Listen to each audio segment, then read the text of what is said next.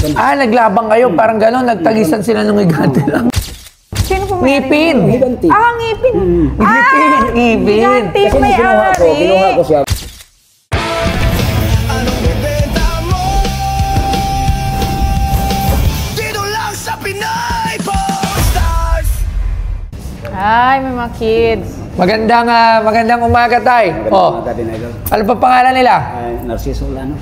Narciso Olano. Taga saan po kayo? Liti. Leyte. Ito mga Mga anak ko ito. parehas. Oo, dalawa. Ilang taon na yung... Yung isa 9, yung isa mag-8 pa lang. Ah, magkasunod. Yan lang ang anak na dalawa. Hindi, may mas matanda Sa na. pangalawang asawa ko. Kasi Sa pangalawang nabiyudo asawa. ako una, nabiyudo ako una, isa lang anak. Ah, nabiyudo.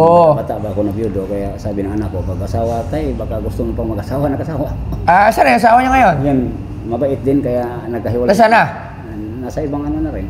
Ah, mabait. Nasa ibang asawa na rin. Ha? Nasa ibang asawa na rin? Oo, mabait. Sa makabilang bahay. Mabait na. Mabait na, Makabilang pero... bahay. Mabait, pero... Ako, hindi nga sumama sa kanya.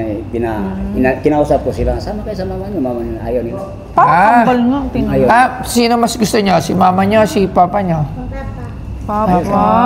Kasi sa pagdadala, Okay. Ano yung dala niyo? Yung ganda ng singsing mo ah. Yan ba? Yan ba yung ano may kasi benta? ito, boss, madalas man ako magpunta sa bundok tuwing Biyernes, nangangalap ako ba? Nangangalap ako kasi isang magagamot ako. Ah, manggagamot. Nangangalap ako, sa katagalang pasok-pasok ako sa kuiba, yung unang nakita ito. Balik rin. Bayoneta, oo. Pang ano na, sa pang ilan ng pasok ko, ito na, nakita ko.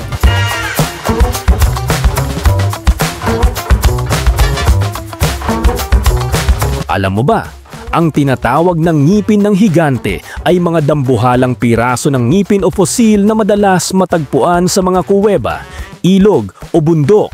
Sa unang tingin, mistulang pag-aari ito ng isang nilalang na mas malaki kaysa sa tao dahilan kung bakit madalas itong tawaging ngipin ng higante ng mga lokal. Sa Pilipinas, may mga natagpo ang fossilized teeth sa ilang bahagi ng Luzon at Visayas. Sa mga kwento ng matatanda, naniniwala silang ito ay patunay na minsan ay may mga higanteng nilalang na naglakad sa lupa. Dahil dito, ang mga ngipin ng higante ay madalas ituring na anting-anting, maswerteng bato o artifact na may kababalaghan. At ang binebenta sa PP Stars ay ang higanteng ngipin. Ano po ba yan? Tapos tinanong ko sa matanda doon kasi may matanda akong nakausap na sa lubong. Sabi ko, mayroon ka bang napansin dito na yung may-ari ng ngipin ito? Sabi niya, wala. Wala yung siya napansin. Pero may istorya doon na marami talagang tao dyan na hindi nakikita na nagano. Hindi nakikita mga tao. Katulad ng... Takot yung iba mo pumupunta. Takot yung pumupunta. Ako wala naman akong pili-pili kasi bilang magagamot. Maganda pa yung magsulo ako sa isang kuiba na walang makadisturbo. Yun ang paborito ko, yung walang Walang istorbo. Oo. Ngayon, doon nyo yung nakita. Oo. Paano nyo naman nakita yan? Nabanda ito bumanda. Palso. Bumanda? Sa tumama una? Tumama sa ulo ko, bumanda ganyan. Tingin pagsak. Ay, sakit man. Pag ganyan ko, laki tao. Ano ba yan? Ano ba yan? Masakit to. Bumanda dito sa ulo ko. Sabi ko, nag-upo man ako sa ilalim ng kuiba. Bumanda man. Pagtingin ko na ganyan, malaki ng tao, maitim. Malaking tao. Dinampot ko. Ang alin? Yung ito, dinampot ko. Pagdating sa bahay, wala ba yun? Pagdampot ko, wala yan. Parang walang nangyari. Pagdating ng hapon, madilim-dilim, nandoon na. Pumupunta na. Ang alin? Yung may-ari nito, Saan pumupunta? sa bahay namin.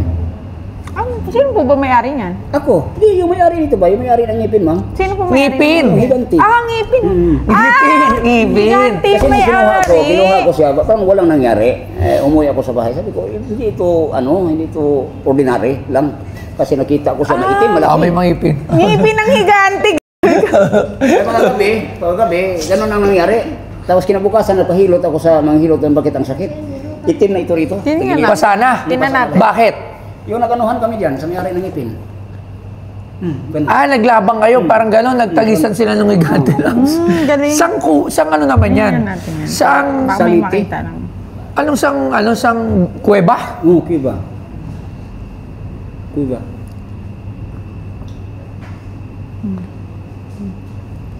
Feeling ko May sa itim siya, bato siya. Okay. Pumunta ako sa Cebu, sa pamangkin ko. Minsan pumunta rin yan doon, magulat yung anak ko. Tignan mo, picture. Magkano mo naman to binibenta? Bigyan mo ako ng presyo, dahil nandito si misis ko. Magkano mo naman ito binibenta tayo kung sakali? Ilagay mo sa sa Google yan. Magkano mo ito binibenta tayo? Hindi na akong kapresyo. 40, 50, ganyan. 50 to 40, tingnan natin. Sino mo, Jobs? Dali lang. Okay, so sige. Tawag din tayo ng isang kaibigan nating dentista para malaman, di ba?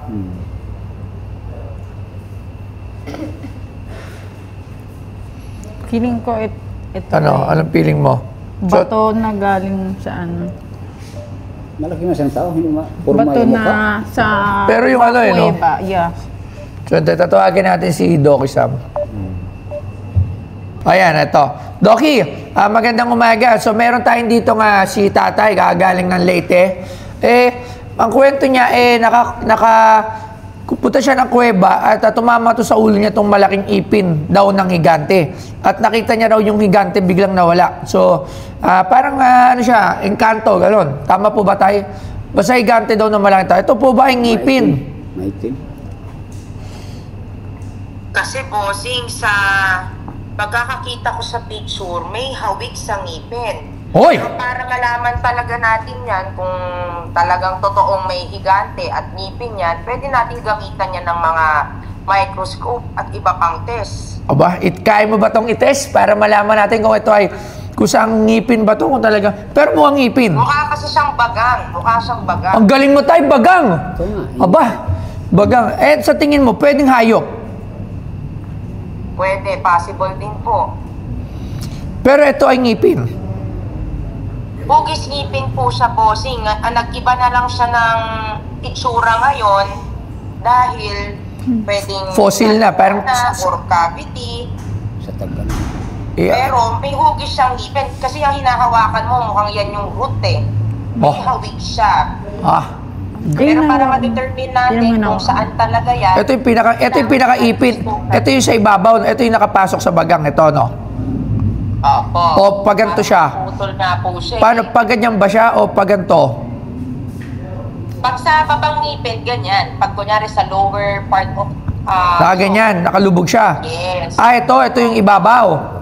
Ito yung pinapastahan. Butas-butas na, oh. Pero putol na siya. Opo. Pwede ba ito pastahan, Dok? Hindi. Dito yung kinuha ko. Dito na Pwede ba ito pastahan? Hindi na po pwede. Pero may posibilidad na ipin to. Talagang tunay na ipin yan. O sige pagka nagkasundo kami ni tatay kailangan na ma-testing mo to, malaman mo kung talaga to ay ngipin. Malalaman ba natin to? Malalaman naman natin yan, bossing. Okay. O sige. Maraming salamat, Doki Sam, ng Osam Dental Clinic. Maraming salamat sa pagbibigay mo ng ano ba tawag dito? Tulong informasyon. Ayan, maraming salamat. Thank you. Dito kasi banda yan. Ito yung tartar. Napansin ko, idol, dito banda niya. O, ano? Tingnan mo to lang. Dito banda, kasi yung Tartar pumunta yan. sa bahay, napansin ko dito, bakante na. So, laki talagang bagang nito Ako, naiisip ko, baka kasi hayop. Hindi ako nagbibiro. Dito kasi hayop siya. Hindi ako nagsisinungaling talagang yung kulay lang ng niya, maitim. Maitim. Tao talaga. Kung Ito talaga, pero kadalasan horse. Magulat ka talaga pag Tutrak, tutrak. Masarap na peanut butter ba ang hanap mo? Yung hindi basta matamis, kundi ramdam mo ang tunay na lasa ng mani. Uy, ito Mr. Pini. May keto-approved version, walang guilt, all flavor. Kung mahilig ka sa malasa pero low carbs, eto na yon. Gusto mo nang may bite? Try mo naman tong thick and crunchy. Parang fresh from the grinder. Bawat kutsara, may crunch.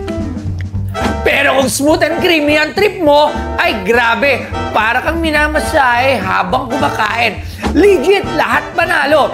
Hindi ito yung basta matamis lang. Ito yung peanut butter na may paninindigan. Ako mismo, Mr. Pini, ang peanut butter ko.